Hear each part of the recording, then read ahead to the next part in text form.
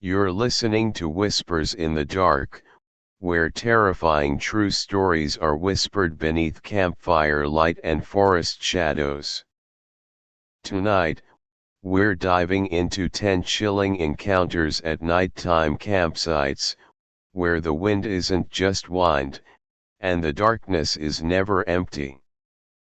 If you've ever experienced something strange, unexplainable, or horrifying, send us your story. We may feature it in a future episode and let the world hear what haunts you. Make sure to hit subscribe and turn on notifications, so you never miss a tale that'll keep you up at night. Now, turn off the lights, put on your headphones, and step into the dark. Story 1: The Whistle in the Night. There are nights when the darkness feels heavier than usual, when the wind seems to hold its breath, and time pauses as if waiting for something to arrive. This is the story of one of those nights. A night that ensured we'd never go back to that forest ever again. My boyfriend Jason and I love the outdoors. We've spent many weekends hiking and camping off-grid, far away from the noise of the city, just us, the trees, and the quiet comfort of isolation.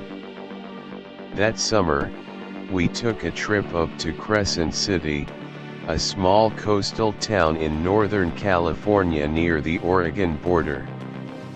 Jason had found a remote campsite deep in the woods, a little clearing with no other people, no services, no cell reception. Just silence. We arrived around dusk.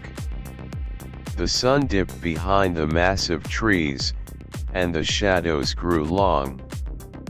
It was peaceful in a way that felt too perfect. Too quiet. No birds. No wind. Just us. Jason set up the tent while I started a small fire. We ate simple sandwiches and drank some wine we'd packed. Night fell quickly. The fire flickered and danced, but outside the glow, the forest was pitch black, thick, suffocating. Around 1 a.m., I woke up from a light sleep. I thought I heard something. At first, I wasn't sure. But then I heard it again. A whistle. Not loud. Not rushed. A steady, deliberate tune, coming from outside the tent. It was someone whistling "When the Saints Go Marching In." I froze. My heart started pounding. Who the hell would be whistling at 1 a.m. in the middle of nowhere? I shook Jason awake. At first, he was groggy, but as soon as he heard the sound, his face turned pale. He whispered, "Stay still. Don't make a sound."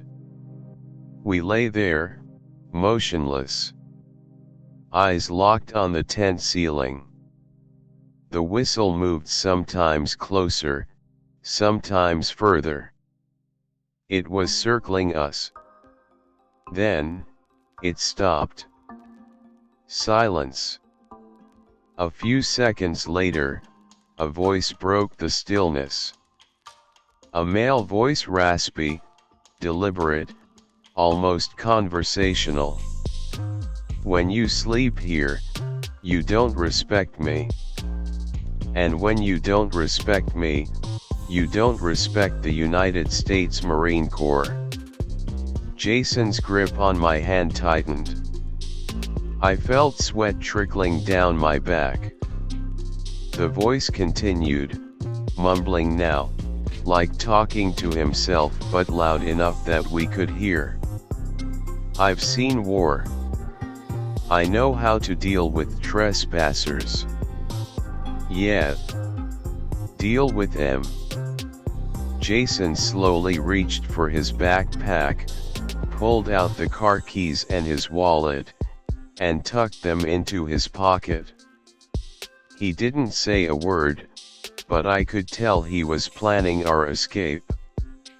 Then came the words spelled out, one by one, clear and deliberate. F. L. E. E. Flee. Then, a pause. F is for fire. L is for leaving. E is for end. E is for escape. I nearly passed out. Jason whispered, "Get ready. On 3, we run. Don't look back. Don't stop." He counted silently. 1. I curled my body, ready to bolt. 2. Footsteps soft but steady moved outside the tent. 3. We sprang up, unzipped the flap, and ran. I didn't look back. Just ran. Crashing through twigs and dry leaves. Our car was parked 20 meters away. Jason hit the unlock. The headlights flashed on like a lighthouse in the dark.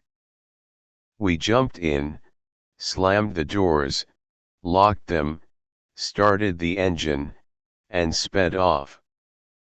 In the rearview mirror, as we pulled away, I saw something. A figure standing by our tent, completely still, watching. We left everything: our tent, our food, our gear. Didn't care. Our lives were more important. We never reported it. Who would believe us? A man whistling and spelling out "flee" in the woods at 1 a.m. But it happened. And to this day, anytime I hear someone whistling when the Saints go marching in, I shiver. Story 2, The Man in Camouflage. There are forests in Europe that are breathtaking during the day, but when night falls, you begin to understand why some people swear they'd never return. This isn't an urban legend. It happened to us, a group of close friends from England who simply wanted a bit of adventure in the wild. But what we found was the most primal fear, the kind that doesn't wash off with time. That summer, my 3 best friends Josh, Ellie, and Marcus and I decided to hike and camp near the England-Scotland border.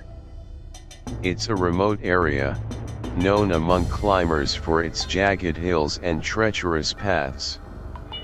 We packed all the essentials: 3 small tents, survival gear, a GPS, and food for 3 days. We were young, in our 20s, full of energy and maybe a bit naive. After a full day's hike, we set up camp on a patch of open ground, well away from the main trail. No one else was around. No phone signal. But that was the appeal: total silence. The first night went smoothly. The wind whispered through the pine trees, the campfire crackled, and we laughed under the stars. Nothing seemed off until the next morning. Early the next day, Josh yelled from his tent. When we checked, we realized some of his gear was missing. Not misplaced. Missing. Specifically, his climbing shoes, chalk bag, and a small utility knife. At first, We thought he'd left them somewhere on the trail. But missing shoes? Who takes off their shoes deep in the woods? There were no signs of struggle, no disrupted tents, no footprints. And nobody had heard anything during the night. That's when the unease began to creep in. We spent the whole morning searching nearby. Nothing. Eventually, we decided to cut the trip short. If there was someone lurking in the woods, we didn't want to stick around to find out. We left in silence. Nobody said it aloud, but we all felt it something wasn't right. Almost a year later, Ellie wanted to shoot a nature photography project for school, and somehow, we agreed to return to the same forest. The moment we stepped back into that open patch of land, the same one where we'd camped, I felt a chill. The place looked untouched, but the excitement from before was gone. This time, we came more prepared, stronger flashlights, a larger tent, even batons for safety. That night was unusually cold. Around 2 a.m., Marcus got up to relieve himself. He walked a short distance into the trees. When he returned, his face was pale and trembling. He crawled into the tent and didn't speak for a full minute. Then, whispering, "There's someone lying down, wearing camouflage, watching the tent." I thought he was joking, but the look in his eyes said otherwise. Marcus wasn't the type to make this stuff up. We immediately turned on our flashlights and scanned the area. Nothing. But Marcus was adamant he'd seen a man, belly down in the bushes, dressed in full camo, staring at our camp. We didn't sleep that night. Every twig snap felt like a scream. At around 4 a.m., before sunrise, Ellie tugged my arm. "There's someone over there." I turned on my flashlight. In the flickering beam, about 10 meters away, we saw a human figure moving low between the trees. When the light hit him, he froze. He was crawling, military style, dressed in forest camouflage, with a hood covering part of his face. His eyes blinked rapidly under the light. We shouted.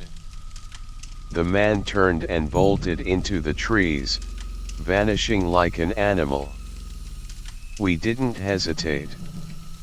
We packed our things in under 10 minutes and left.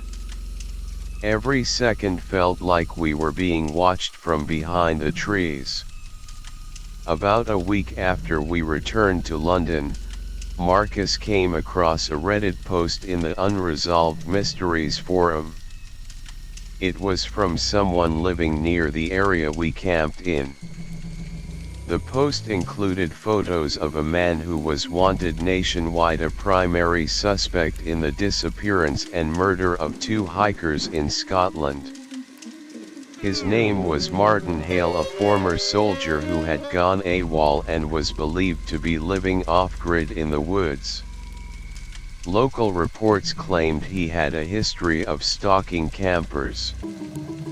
Police had recently raided a makeshift hideout deep in the forest, where they found stolen gear. Among the items recovered, climbing shoes, chalk bags, knives, even candid photos taken with a pocket camera. We didn't speak. We all understood what it meant. We had been targets. Either the year before, or that very night. Since then, none of us have gone wild camping again. That night changed us. Not just because of the fear, but because we realized something terrifying. Sometimes, monsters don't wear masks. Sometimes, they just need a camouflage suit and a terrifying amount of patience. ! What do you think of this story? Have you ever felt like someone was watching you from the darkness? Leave a comment below and don't forget to like, share, and subscribe for more real horror stories like this.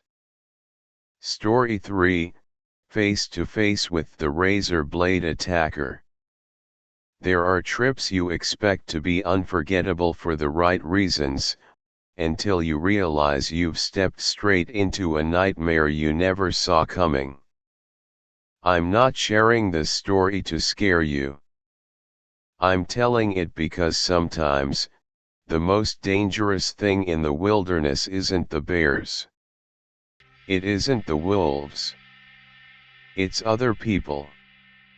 That year, 5 close friends and I planned a weekend camping trip in the northern Colorado mountains. We picked a remote stretch of untouched forest, over 30 miles from the nearest town. We came in 3 SUVs, fully stocked with food, water, flashlights, and even self-defense weapons. Everyone knew the wild could be unpredictable. No phone signal. No passing hikers. Just endless woods, silence, and an odd, heavy stillness that made me feel uneasy the moment we stepped out of the car. That night, after dinner, we were gathered around the fire. I went to grab the Bluetooth speaker from our car and noticed something strange. The front left tire was completely flat.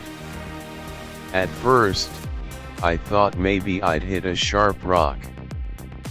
But minutes later, someone else yelled in panic. "Our tire's flat too." We checked all 3 SUVs. What we found made everyone go dead silent. All 3 front tires had been slashed, same exact location, same long, thin cut, like from a razor blade. No one had heard a sound. No footsteps. Nothing. The woods were deathly quiet. By then, night had fully fallen. The only light came from our fire and a few handheld flashlights. We hurried to turn on every light we had and began replacing the tire on one vehicle. Kyle, one of us and a former military guy, leaned in and whispered, "This wasn't an accident. Someone's watching us." We set up a guard shift. Each person had a weapon, hunting knives, pepper spray, and a legal handgun Kyle brought. No one slept. We all huddled close, eyes fixed on the tree line. Around 2 a.m., we heard rustling in the west side of camp. A figure moved behind the brush. We flashed our lights toward the noise. Nothing. But we could feel it. Someone was standing just beyond the trees, a few steps away, staring. Around 3 a.m., we decided to get out. One SUV had a spare tire on. It could carry a few of us back to town for help. The rest would wait in the other vehicle. While loading the car, it happened. A scream from the edge of camp.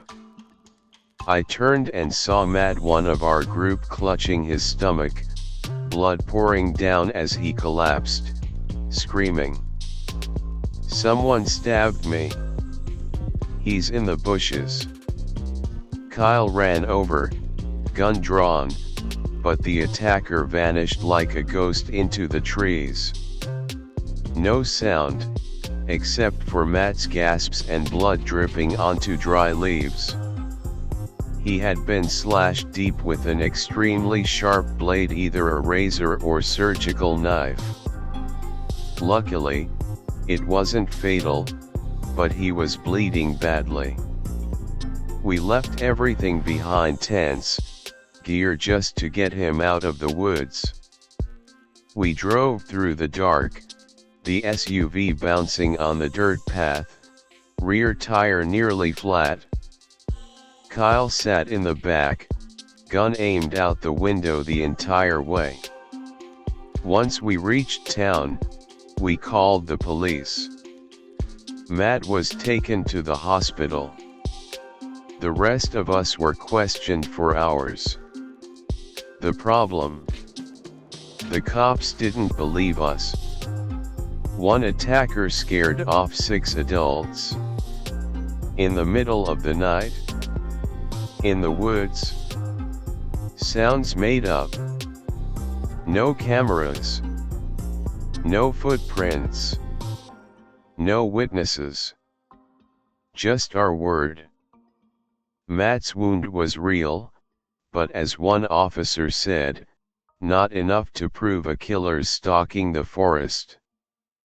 We were helpless. The proof, if any, was left behind in those woods. And none of us were willing to go back. Except Kyle. He couldn't let it go. A year later, Kyle returned to the same campsite. Alone. With a camera and GPS. After 3 days of searching, he found a decaying wooden shack, hidden deep in the woods, about a mile from our old camp. Inside, piles of trash, rusty razors, old personal belongings, strange newspaper clippings, and the worst part, a wall, scrawled in black charcoal. "No one's allowed here. I see everything." Kyle reported it. This time, the cops came. But the man, whoever he was gone.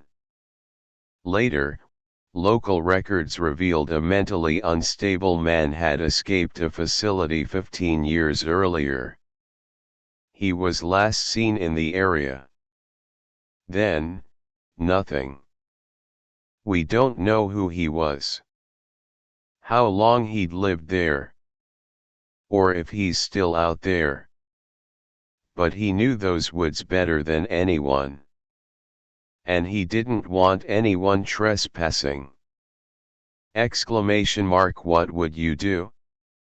Could you stay calm knowing you're being watched in the middle of the woods with no phone signal, and no way out? Let us know in the comments. And don't forget to like, share, and subscribe for more real horror stories like this. Story 4, The Stalker in the Forest. I'm not sure what made me choose this trip. Maybe it was because life in the city was suffocating me day by day.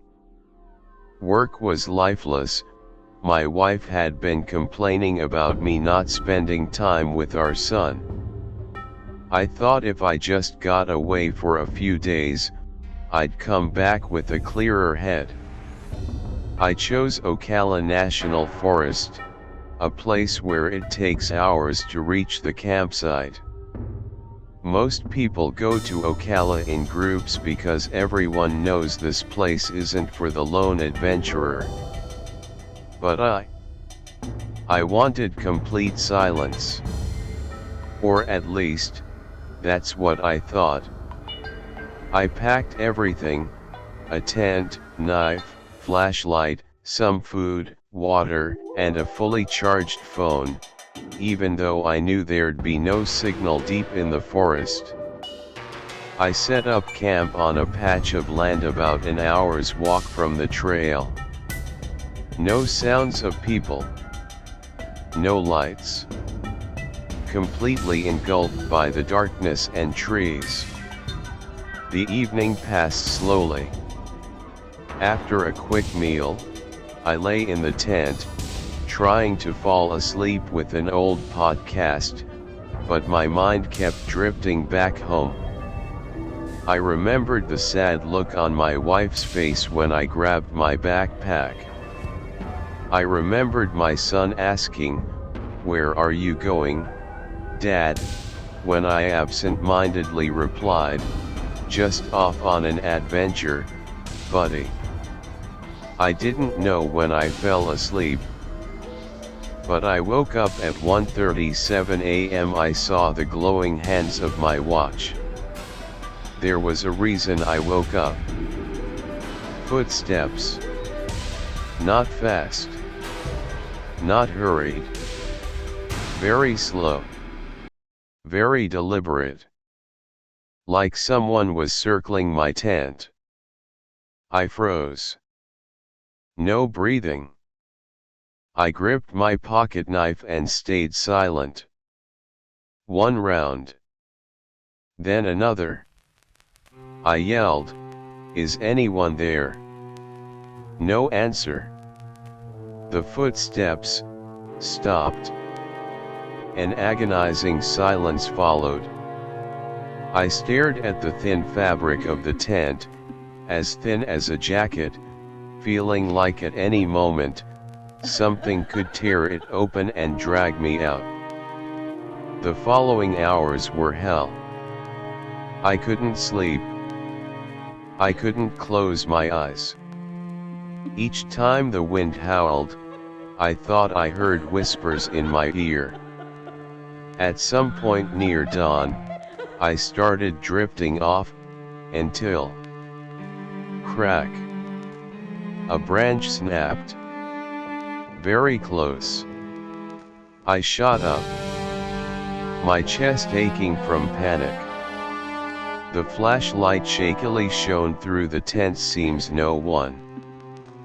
But it felt like someone had just been there and vanished the moment I jumped up.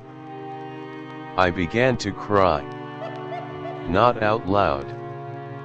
Just tears streaming down my face. I should have listened to her. I shouldn't have come here. If something happens, will my wife ever find the body? Those thoughts gnawed at me like 100 bugs crawling through my mind. I thought I heard breathing at one point. Very close, as if it came from the other side of the tent. I strained to listen but didn't dare move. And then a strange odor filled the air. Foul, like decaying flesh mixed with damp mud and rotting moss. I huddled in a ball until morning, trembling, the flashlight in my hand nearly dead. When the first light pierced through the canopy, I stumbled out of the tent. No footprints. No broken branches. Nothing. Only the feeling that I had been hunted by a ghost the entire night. I stuffed everything into my backpack, not caring whether it was neat or not. I just wanted to leave this damned forest. About 2 hours later, when I was about to collapse from exhaustion, an old pickup truck rolled down the dusty road. I ran out to wave. A man in his 60s, wearing a cowboy hat, stared at me through the window. "Are you all right?" I think someone was following me last night. All night.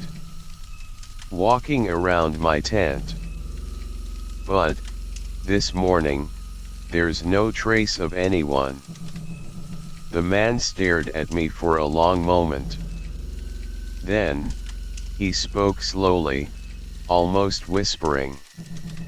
You're not the only one. This Ocala forest, there's something here that I never want to name.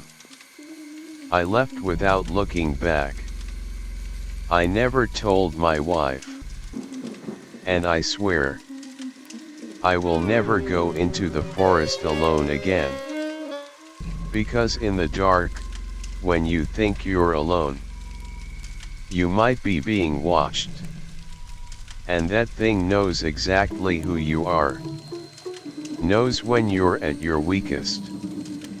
And it is waiting.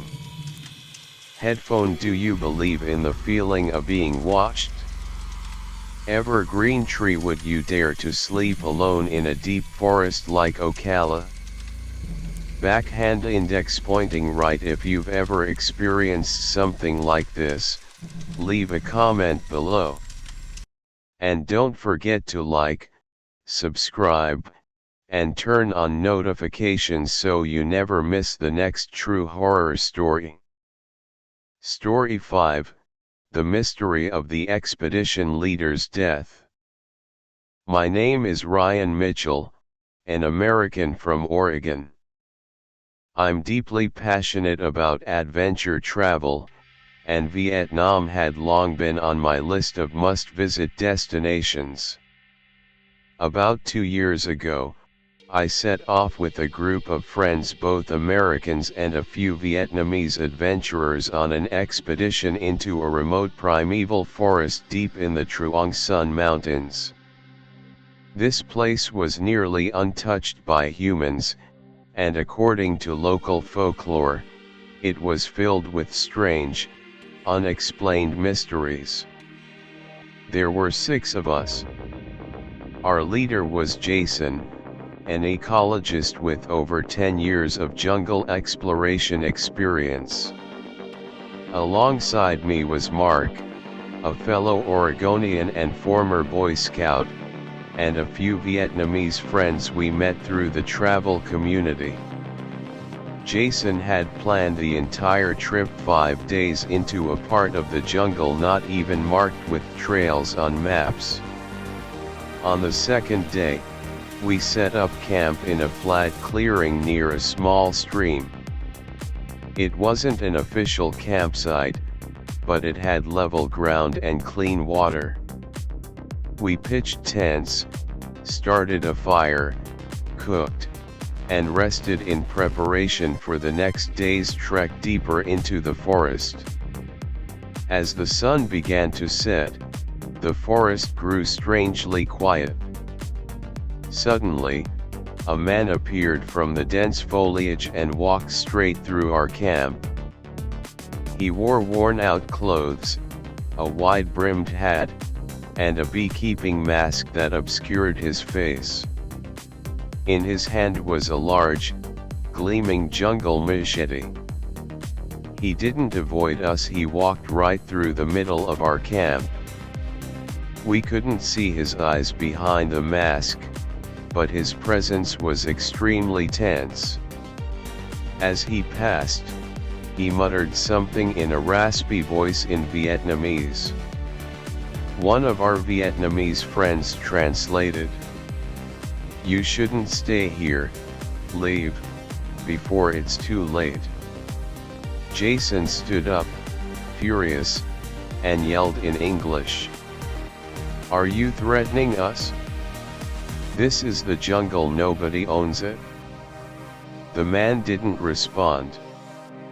He stared at Jason for a few seconds, then silently vanished into the woods. Jason wanted to follow him, but we stopped him.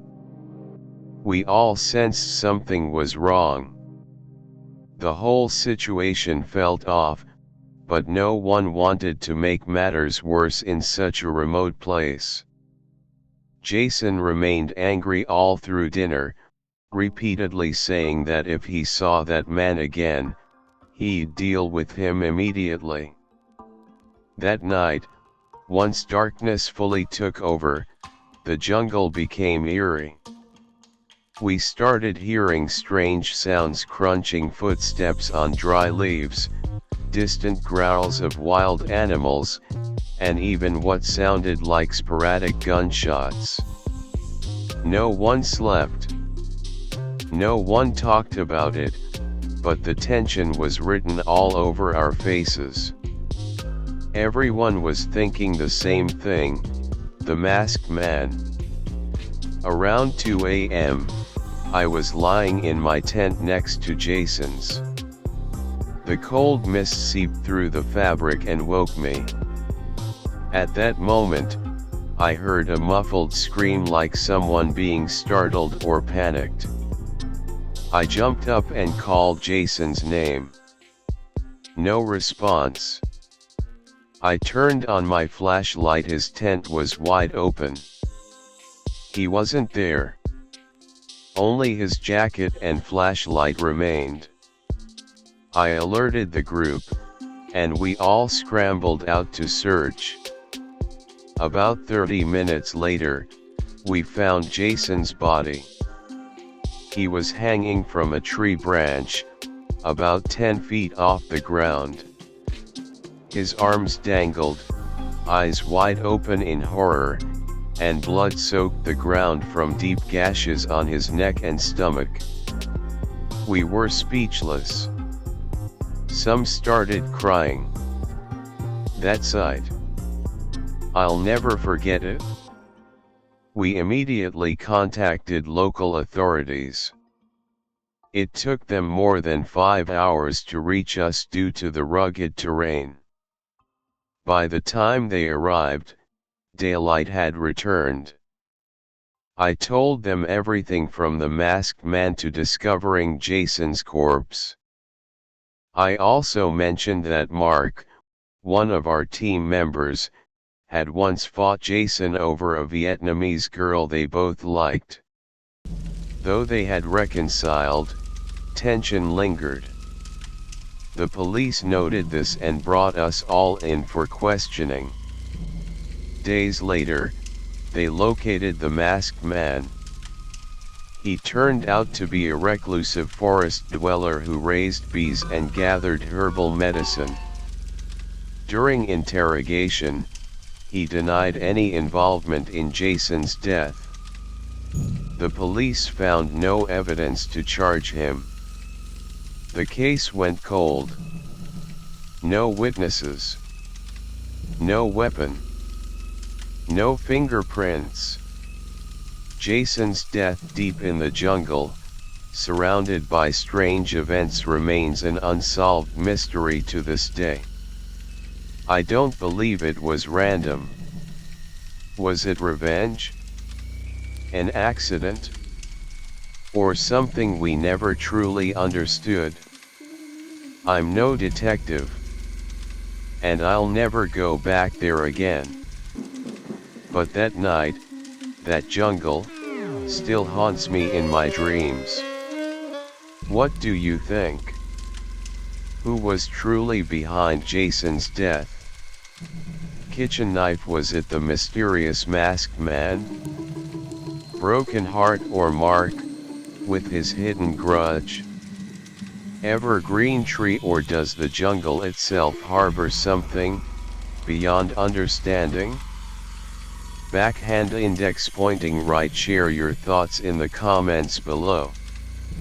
Backhand index pointing right. Don't forget to like, subscribe, and hit the bell to never miss another terrifying tale from Whispers in the Dark. Thank you for listening. Story 6, The Screams in the Night. My name is Michael Harris, 32 years old.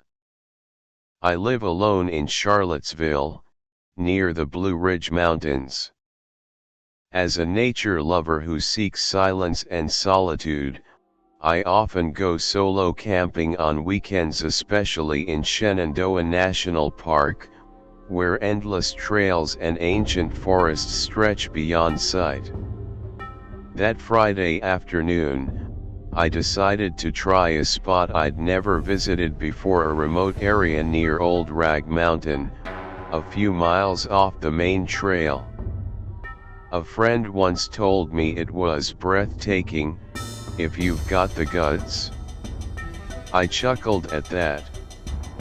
I had camped overnight in countless places and never experienced anything unusual. I arrived just before sunset, found a flat spot at the base of a hill, far from the trail, with no one else around. I didn't bring a tent, just a sleeping bag. I love the raw feeling of sleeping under the stars, nothing between me and the wild. The night sky was crystal clear. But the clearer it was, the colder it felt sinking into my bones. I curled up in my sleeping bag, ready for a long, peaceful night. But around 11 p.m., everything changed. A scream shattered the silence coming from the hill above. It was long, blood-curdling, echoing. It didn't sound like any animal, nor like someone calling for fun.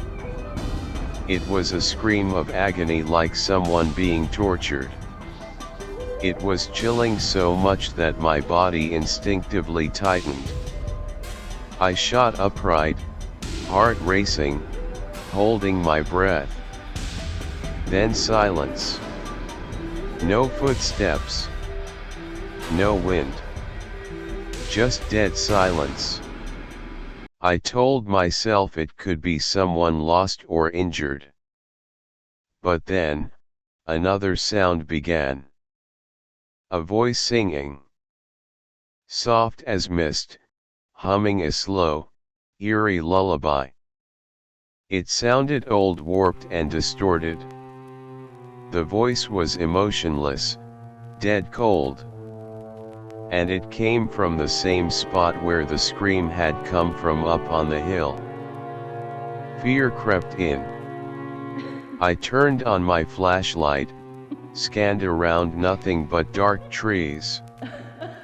But the singing wouldn't stop, it moved, now closer, then farther away, as if someone were circling me, only a few dozen steps out.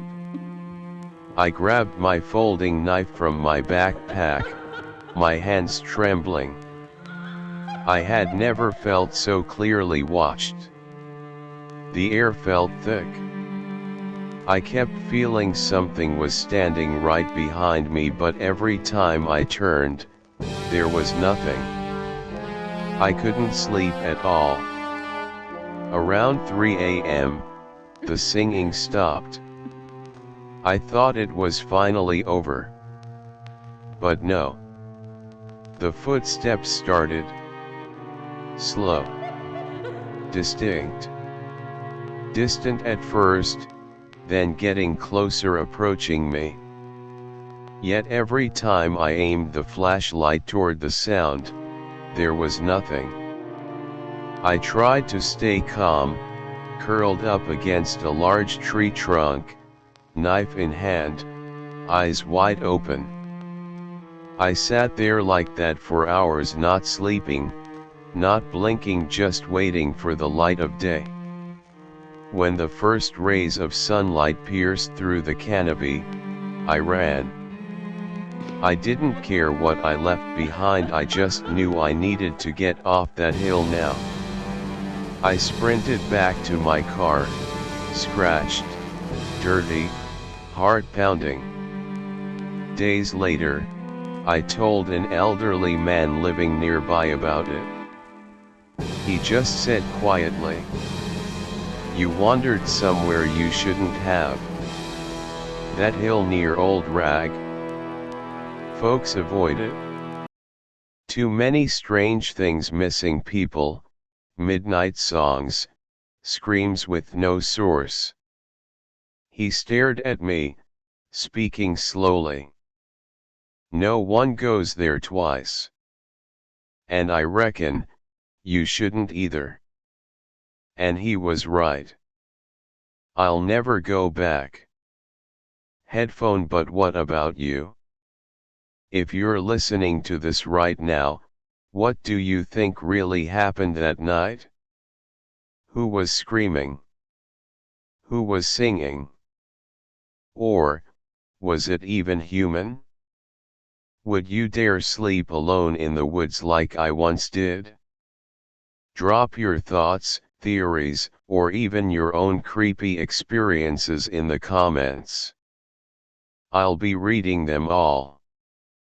Story 7, The Hunter in the Forest. Narrator: I'm a camping enthusiast who thought I knew the wilderness well.